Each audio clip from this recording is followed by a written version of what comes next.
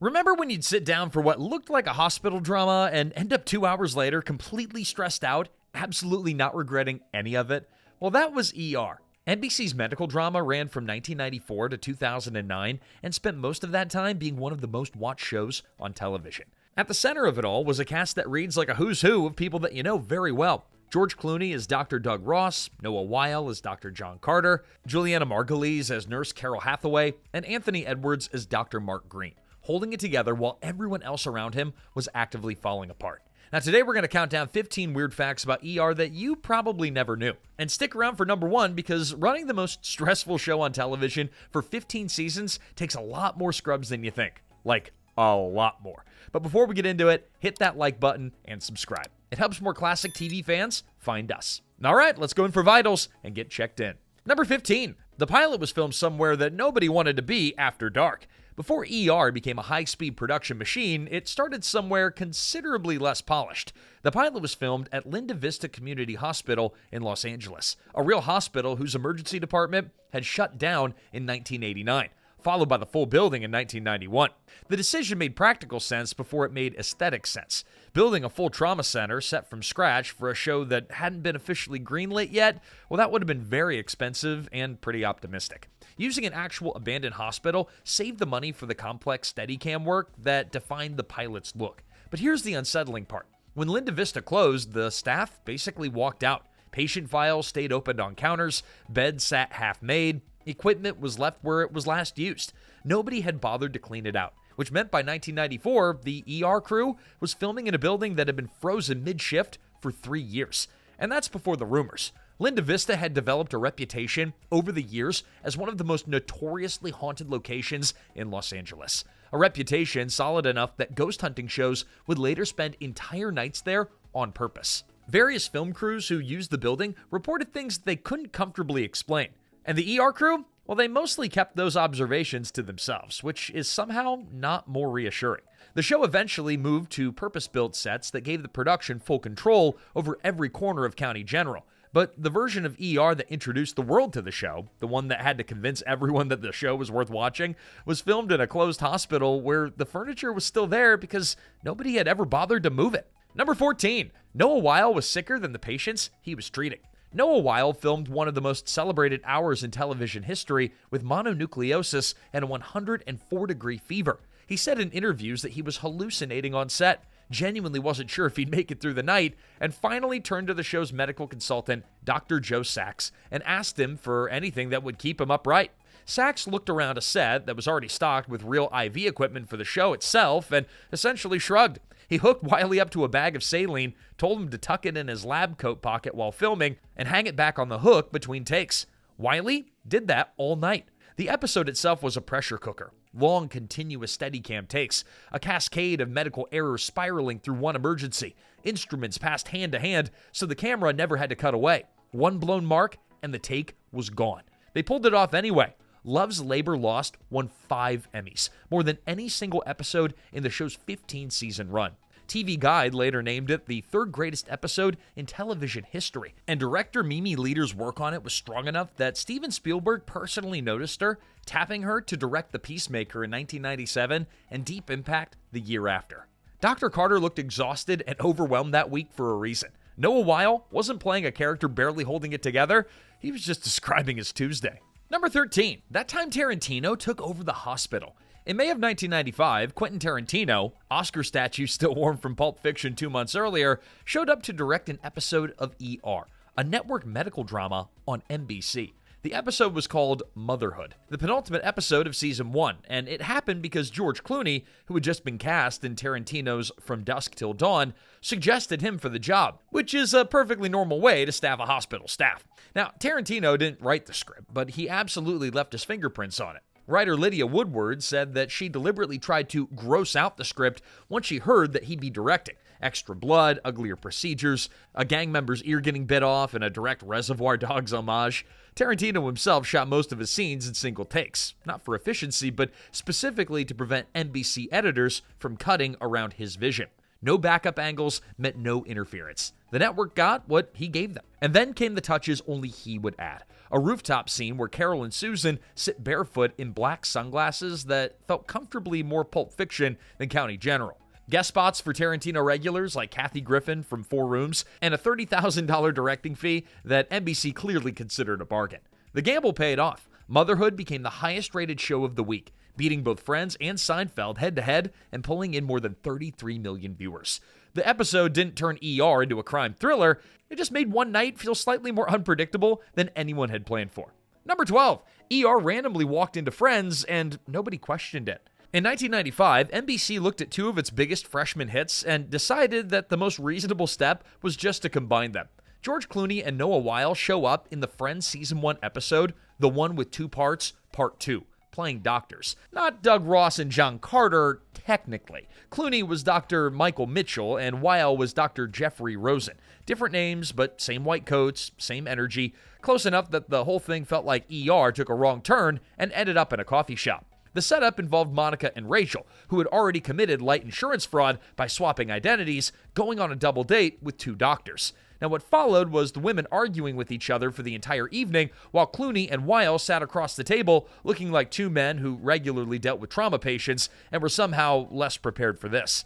The crossover happened partly because Clooney and Wyle couldn't stop hanging around the Friends set. The two productions were on the same Warner Brothers lot, and after ER wrapped for the night, the pair would wander over to watch Friends film. Wyle has said the fact that they were constantly there likely put the idea in someone's head. And then there's a detail that nobody planned. Both shows featured a character named Rachel Green. Friends had Jennifer Aniston's Rachel Green, and ER had Dr. Mark Green's daughter, Rachel Green. NBC had two of the hottest shows on television in the same time slot. Putting them in the same room was less a creative decision and more just an inevitability. Number 11, ER went live. Twice. At some point in season 4, someone at ER looked at the most stressful show on television and decided that what it really needed was no safety net whatsoever.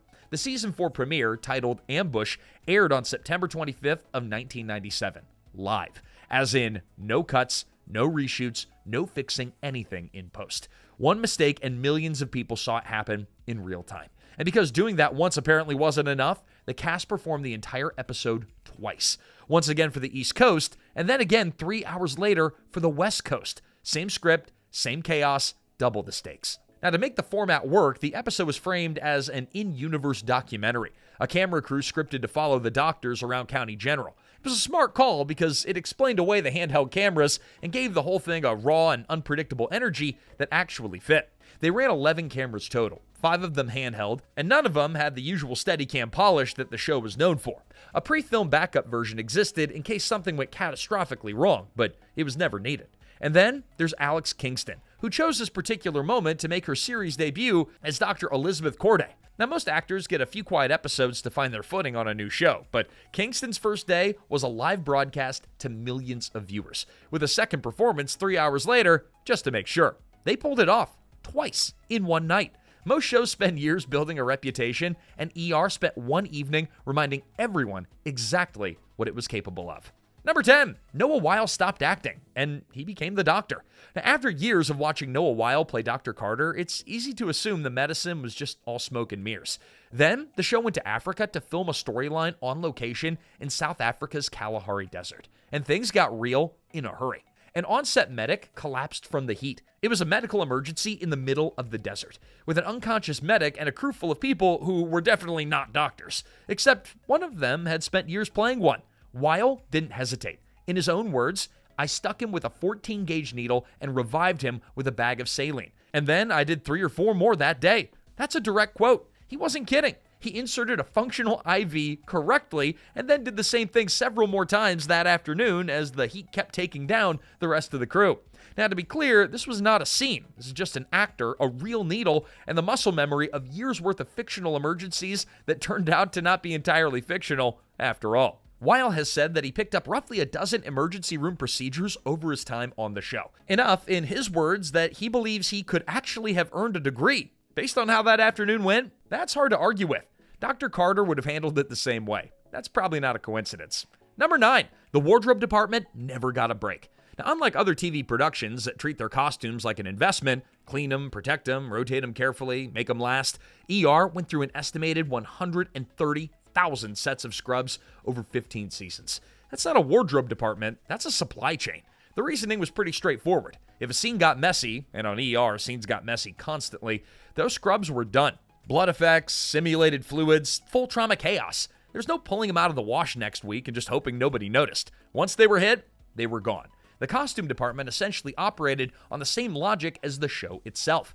Move fast, don't look back, and don't expect anything to come out clean. The props team ran the same way. The needles used on set had spring-loaded tips that retracted on contact, creating a convincing illusion without actually puncturing anyone. The various fluids that were splashing around trauma scenes, the ones that looked genuinely unpleasant, they were a mixture typically of tomato soup and milk, or sometimes oatmeal and yogurt. Realistic texture, tolerable smell, I guess, and something that actors had to wear for an entire shooting day without complaint, which is a sentence that probably didn't appear in anyone's contract. The whole production ran like a tightly scheduled simulation of an actual working hospital. Hundreds of crew members, continuous extras, props built for realism over convenience, and a wardrobe department that had quietly accepted that it was in the business of disposal. Number 8. The character who wasn't supposed to survive the pilot. Nurse Carol Hathaway was never supposed to make it past episode 1. In the original pilot script, her suicide attempt was fatal. Full stop. Julianna Margulies was hired as a guest star for a single episode. Then, test audiences watched the pilot and the math changed. Director Rod Holcomb had shot Carol's recovery scenes almost entirely through Dr. Doug Ross's perspective, meaning audiences were already emotionally invested through Clooney before they even registered what was happening to her character.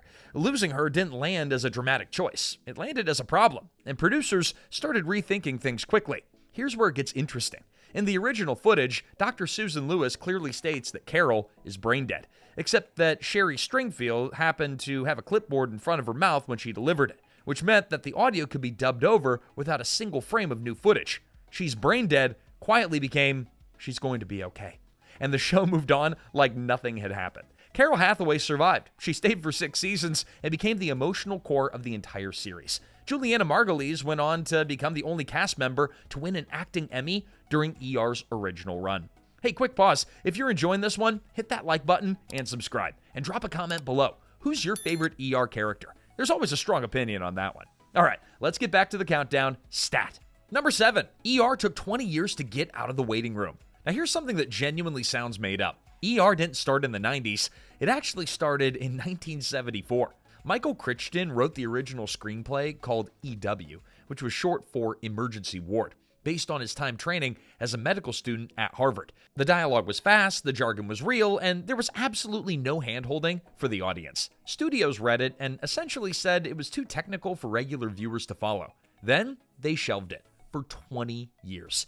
Now here's the part that almost is hard to believe. When ER finally aired in 1994, it was nearly word for word the same script that Crichton had written 2 decades earlier.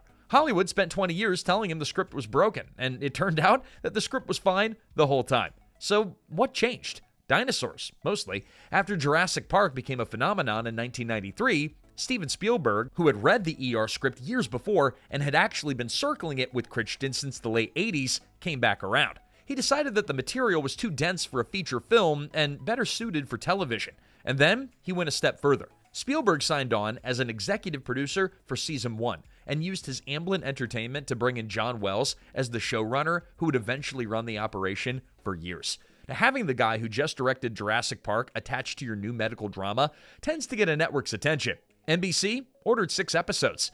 A script every studio had called too complicated for audiences went on to run for 15 seasons. Hollywood just needed a few CGI dinosaurs to figure that out. Number 6, the role that Clooney refused to not get. Now, it's hard to imagine ER without George Clooney, but he came remarkably close to never being in it at all. Not because he wasn't right for the role, but because nobody was particularly rushing to find out.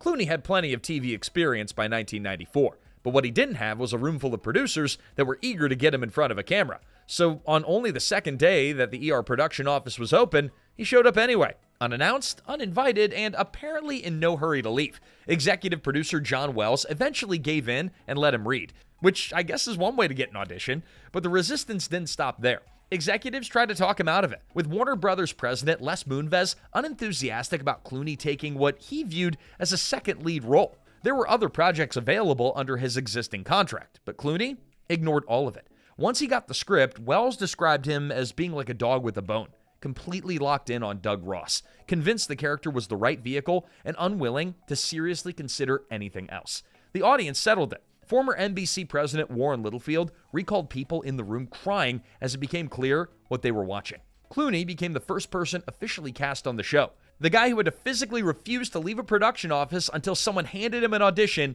walked out as the face of one of the biggest dramas on television. Number 5, the tricks Clooney used to survive the show.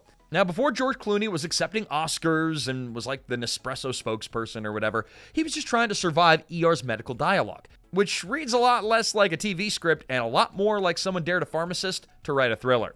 His solution was tape, a lot of it. He stuck his lines on clipboards, medical charts, equipment, and the occasional prop patient who had no say in the matter. So every time Dr. Doug Ross had his head down, eyes locked on a chart with that focused intensity, well, there was a solid chance that he was just reading his next line. The man turned cheating into a character choice, and nobody caught him. Then there's what he pulled in 2000, a full year after leaving ER. For Julianna Margulies' final episode, Such Sweet Sorrow, he quietly came back for a cameo. Warner Brothers sent NBC a clean version of the episode, no Clooney, and then swapped in the real one at the last second. The network didn't see the scene until it aired on the East Coast, same time as everyone else. NBC was reportedly not thrilled. They could have made real money promoting the return of George Clooney if anyone had told them that it was happening. Warner Brothers, apparently they decided that the surprise was worth more than the ad revenue. Dr. Doug Ross was charming and a little reckless. Guess that wasn't entirely a performance. Number 4, those props could have actually saved your life. Now, most TV shows, they fake it, right? Plastic tools, monitors with buttons that don't connect to anything. It's television. Come on, nobody expects the scalpel to be real. ER, well, they didn't get that memo. The production team sourced actual hospital equipment, defibrillators, EKG monitors, surgical instruments, and put them directly on set. The real things, pulled from the same supply chain as working hospitals, which sounds like a pretty cool commitment to authenticity, right up until you remember that the people handling all of it were actors. Now, to manage that, qualified doctors and nurses were embedded on set throughout the entire run of the show, present during actual filming. They continuously coached the cast on how to correctly suture, intubate, and insert IVs without making it look like it was their first attempt. The guidance was ongoing because it had to be. Real equipment used incorrectly looked exactly as wrong as it sounds. Now, they did make some practical adjustments. The defibrillators had their shocking mechanisms removed, for obvious reasons. The monitors had their speakers pulled out because nobody wanted an alarm screaming through an emotional scene. Those sounds were added back in post-production. So the equipment was real, just slightly less dangerous than it would have been in an actual ER. When something looked right on ER, it generally was right. The beeping, at least, that was optional. Number 3, the show changed how TV was filmed. Most TV dramas were shot like a polite conversation. You got two people relatively still talking at each other while the camera watched from a comfortable distance. ER looked at that approach and went in a completely different direction. The camera followed doctors through packed hallways, spun around trauma tables, ducked past gurneys, and kept moving in long, unbroken takes that made the whole thing feel less like a TV show and more like someone handed you some scrubs and shoved you into a shift. Cinematographer Thomas Del Ruth is widely credited with pioneering Steadicam use in series television on the ER pilot. He treated the show as a dramatic documentary, mixing Steadicam, handheld camera, and lighting style that deliberately overexposed characters walking under hot beams of light before dropping them into deep shadow. It gave the whole thing a gritty and cinematic texture that felt genuinely different from everything else on at the time. Then there was the dialogue, fast, overlapping, and loaded with medical terminology, and delivered on the move, because if you needed to get a character from point A to B while explaining a trauma protocol and also having a personal crisis, you just had them walk and talk at the same time. It worked. The constant motion kept the dense exposition from sitting still long enough to feel like a lecture. Now, that approach laid the groundwork for what became a full television technique. Del Ruth went on to apply it to The West Wing. John Wells took the walk and talk formula with him to every show that he produced afterward. So before ER, you just watched TV, but after ER, you survived it. Number 2, before they were famous, they were patients. Before they were filling theaters, a surprising number of A-listers were filling beds at County General. Kirsten Dunst showed up in season 3 as a troubled teen named Charlie, a recurring role that gave her 6 episodes opposite Doug Ross before she ever sat on a Spider-Man set. Ewan McGregor stopped by in that same season as a convenience store robber holding Carol Hathaway hostage, a guest spot that he personally asked his agent to get him because he was, in his own words, a big ER fan. Dakota Fanning was just 6 years old when she played a car accident patient with returning leukemia. Shia LaBeouf played a kid with muscular dystrophy in season 6. Eva Mendes' very first credit on IMDb is a babysitter on a 1998 episode of ER.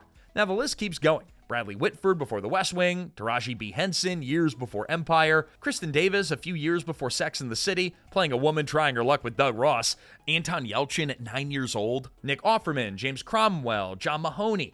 The show quietly hosted most of the next 20 years of Hollywood before anyone else had figured out who they were. For 15 seasons, County General treated patients on screen, but off screen, it was running one of the most reliable casting offices in the business, and almost nobody noticed at the time. At number 1, ER didn't just entertain, it actually diagnosed people. Most TV shows leave you with a theme song stuck in your head for a week. ER occasionally left people with a doctor's appointment. In one case, that appointment saved a life. In February of 2002, a 28-year-old mother of 2 in Edgewood, Texas, sat down to watch an episode where Dr. Mark Green's brain tumor had returned. At one point in the episode, Green tried to stick his tongue out and it deviated to one side. A small visual tell that his cancer was back. The woman watching had been getting headaches for a while. Doctors had attributed them to stress, so she tried sticking her own tongue out. It went exactly the same way that Green's had. The following morning, she walked into her local ER and demanded a scan. It was a malignant tumor in the passage between her nose,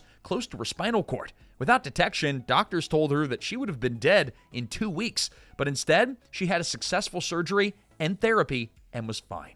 It wasn't a one-off. The Kaiser Family Foundation actually studied ER's impact and found that its storylines were moving the needle on real public health awareness. After one relevant episode aired, viewer knowledge of HPV tripled in a single week, from 9% to 28% of people surveyed. Emergency contraception went from something that people vaguely knew existed to something that they actually understood, because they'd watched a fictional doctor explain it at full speed while running down a hallway.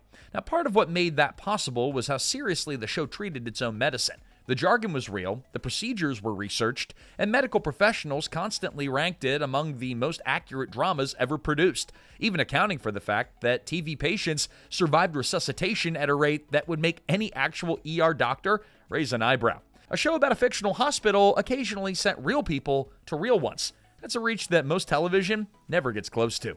And there you have it, everyone. 15 weird and wild facts about ER. Which one surprised you the most? Well, drop it in the comments and share this with someone who never missed a Thursday night at County General. Until next time, this is Remember When.